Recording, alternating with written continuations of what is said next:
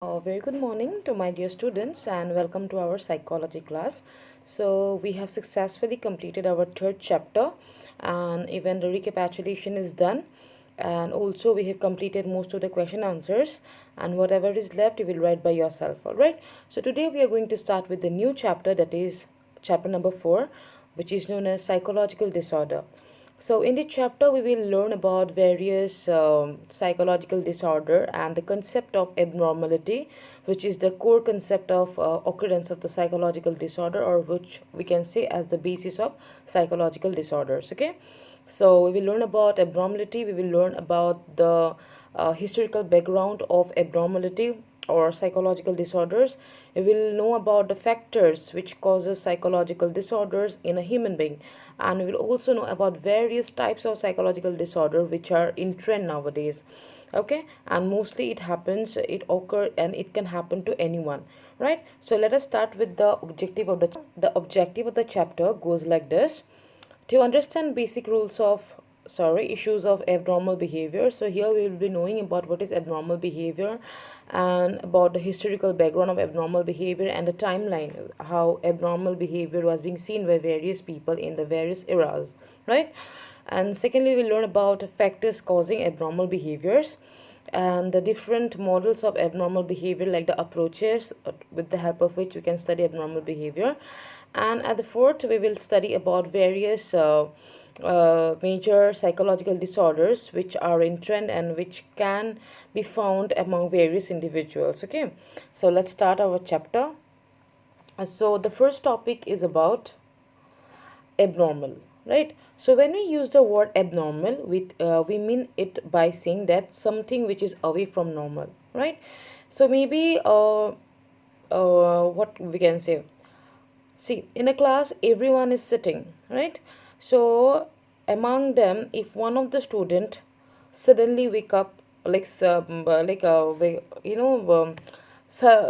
he shows some unusual behavior or some erratic behavior or some extraordinary bizarre behavior, so we will say that behavior which is not normal, like which cannot be compared to the standard standard behavior like us. Okay, so we may call that behavior as abnormal behavior, which is not normal, which is not socially acceptable, or which are not acceptable in a normal way, right? These are very inappropriate behavior which are being shown by various people or individuals who suffer from abnormality. So abnormal behavior means deviation from some clearly defined norms or standard of a society.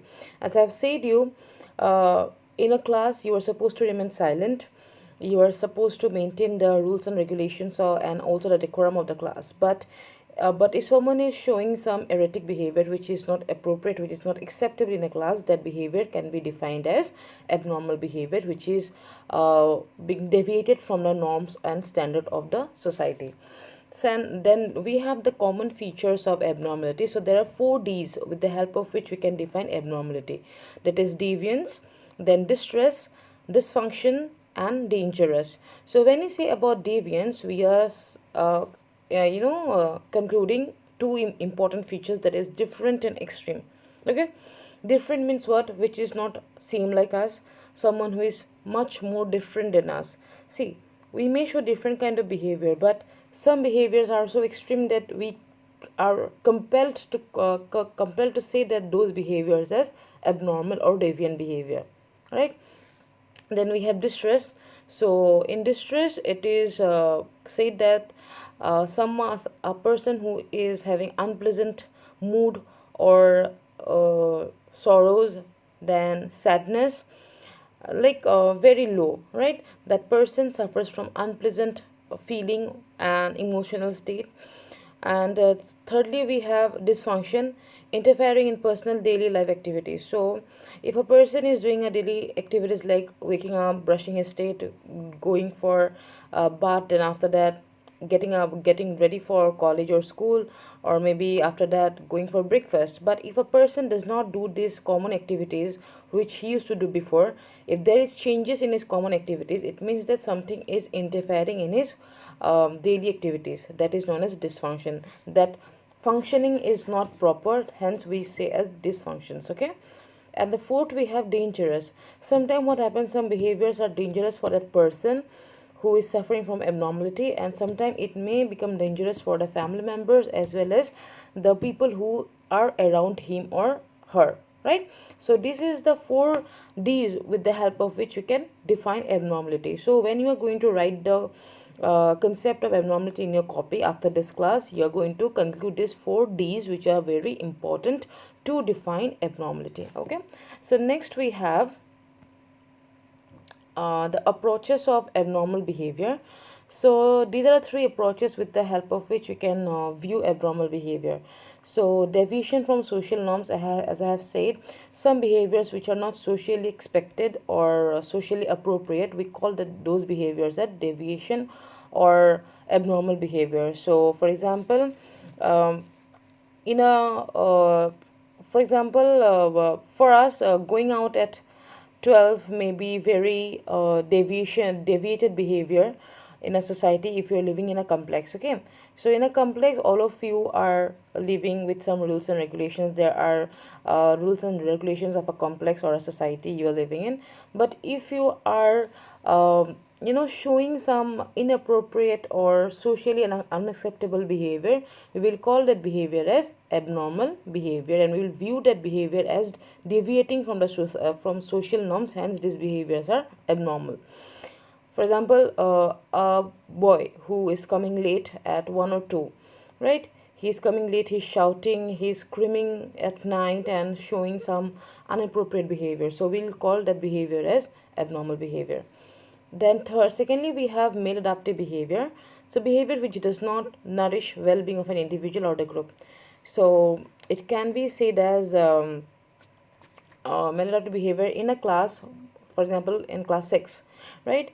If all of the students are asking question, they are curious about it, they aren't hesitative enough, but there's one student who does not speak at all, right? He does not get up from his seat and does not ask his teacher about any doubt. So for him, that for me, I will see those behavior of him as maladaptive, because according to me, the child is not able to adapt to a particular situation that is happening in the class. That is why he is showing some maladaptive behavior, and which is doing harm to him, which is not nourishing his behavior to grow up, right?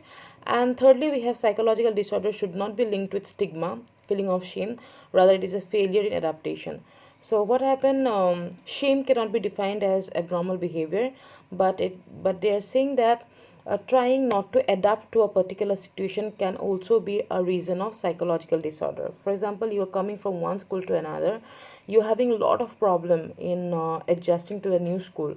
You're not able to adjust with the friends, with the classmates, with the teachers, with the environment of the school. So that can be a cause of psychological disorders. Okay, like you are ashamed to talk, you are feeling shy to talk with others, you are feeling shy to interact with others. So that is the reason. But in case what happened, it will lead to the failure of adaptation, which can further nourish in having psychological disorders. Okay, so this is all about approaches of abnormal behavior. Then next we have the historical background of abnormal behavior. So the supernatural approaches operation of supernatural and magical forces like evil spirit or the devil, which is removed from through exorcism. So before, psychological or abnormal behavior can was defined as something which is say this supernatural approach, where exorcism was done before, because before people did not know what is abnormal behavior, it like what is the cause or what is the reason or what is the culprit of the behavior which are shown by the people, the different behavior, unusual behavior. But what happened, they used to call oja or summon or any other priest who can remove the devil from their body. Something happened, and in that era, that is known as exorcism or the supernatural approach, which was carried out to remove the abnormality in a person. Then next, it grew and it upgraded to biological or organic approach that believe that individual behave strangely because their bodies and brains are not working properly. So you can see what the development took place. That is, in biological approach, they came to the conclusion that people show abnormal behavior because their bodies and minds are not working properly. So thirdly, psychological approach believes that psychological problems are caused by inadequacies in the way an individual think, feels and perceive the world. So basically it is about the rational thinking, where people perceive everything negatively, and that is what the reason psychological disorder may occur, right? And fourthly, we have orgasmic approach given by Hippocrates, Socrates, etc. They believe that disturbed behavior arises from conflict between emotions and reasons. So if there are conflict between a person's emotion and within himself, psychological disorders may occur. So according to Galen, he also believed that because of the presence of the bile or the four humors in our body, we have studied in class in chapter 2 about the four humors, that is sanguine, phlegmatic, melancholic or choleric. Because of this bile, it's because of a certain a humor or the temperature in our body, this psychological disorders may occur. All right, so this is the historical background of abnormal behavior. So next we have about the timeline, what happened. So in the Middle Ages, between 5th to 15th century, the demonology and superstitions were used to explain abnormal behavior. As I have said you, witch hunting was common practice. Like they used to feel that if someone is showing unusual or bizarre behavior, it because of the witch, which are because of the witch. Okay, Daini Hoitya, something like that. So St. Augustine wrote about feeling mental anguish, conflict, and moves the focus to Western psychodynamic theory. So Augustine, he told it's not because of witch or demonology, but because of some mental or physical, or sorry, mental or feeling that happens in our mental feelings, or the conflict which happens in our mind. So after that comes the Renaissance period. So there was increased humanism and curiosity about behavior, why people wanted to know why certain kind of behavior was being shown by individuals. So John Weir said psychological conflict and disturbed interpersonal relationship as cause of disorder. So these were the reasons which were given by John Weir in the Renaissance period, that conflict and disturbed interpersonal relationship can cause psychological disorders, right? So next we have Age of Reasons and Enlightenment. So this was a development that took place in psychology. It came as a scientific method in understanding abnormal behavior. So there was reform movement. People built asylums, and both in Europe and America, and they started keeping people in asylum, and they started treating them, right? So this was community care centers were being built up to for recovering the mentally ill individuals in the reform movement. And at last we have the interaction or the biopsychosocial approach. It believes that all these three factors, that is biological, psychological and social influences, are can become a cause of psychological disorders. All right, so this is all about our class today. I have give you an introduction about abnormality. So you are going to write about abnormality, you are going to write about the historical background and also the timeline, what happened in which period things were things took place, and what are the development in each and every era, right? So for today, thank you, have a nice day, and God bless.